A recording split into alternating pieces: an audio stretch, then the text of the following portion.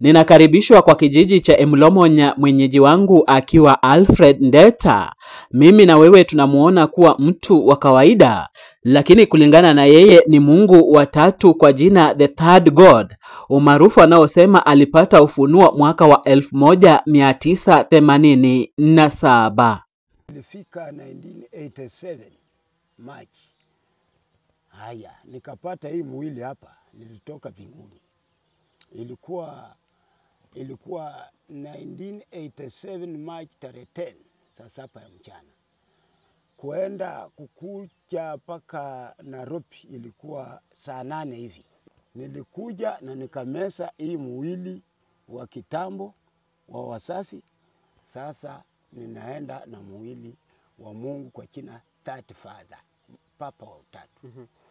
Kuna wenye walikuweko wanaweza kujitambulisha, wakaniamini kuwa kweli mkeni kutoka mbinguni, na nilikuwa kwa sura ya chui.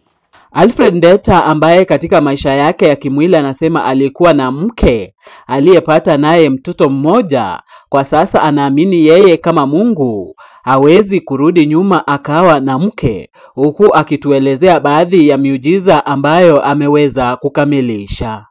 Family inachukua imani ya mtu yote. Huwezi kusema ati niwe na family, mimi na family ya nini? Paka nishughulikie, sitashughulikia maslahi ya yenye nimetuma kamili. 1988 August tarehe 22 usubuhi saa 2 kaua makondoo mawili, nikapeleka kwa kisima cha mto, kwa maana Yesu ndiyo kisima cha mto. Nikafukuza watu wote wakaenda kwa mto, wakashinda huko. Kumaanisha nilitoa shetani majini nikamleta na watu nikapeleka huko ili nifufuenge kila mmoja kisiri kutoka huko majini.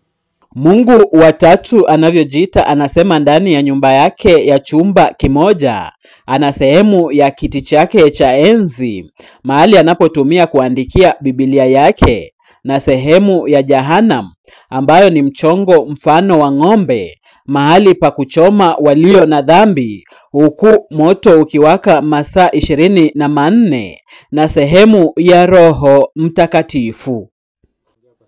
Okay, sasa hii ni mfano wa Holy Spirit. Nimemuumba tu mfano, na lakini mwenyewe hana makono. Makono yake ni mabawa. Na hii ndio sasa kidhamiri, huyu ndio iko hapa. Ndio anafanya kazi, anachua watu wake wasinzi. Hii sikiwa zizi, huyu ndio aniambianga huyu. Bora ameita mtu, anaanza tu kuongea maneno yake mwenyewe. Sasa ni ng'ombe. Ni ng'ombe. Umeweka katika nini ya ng'ombe. Lakini pale kuna moto. Moto sasa ndio wakuchoma.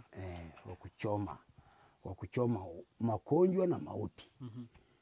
Sasa hii ndio njia entrance ya kuenda kwa Holy Spirit. Hapa ndio kwa Holy Spirit.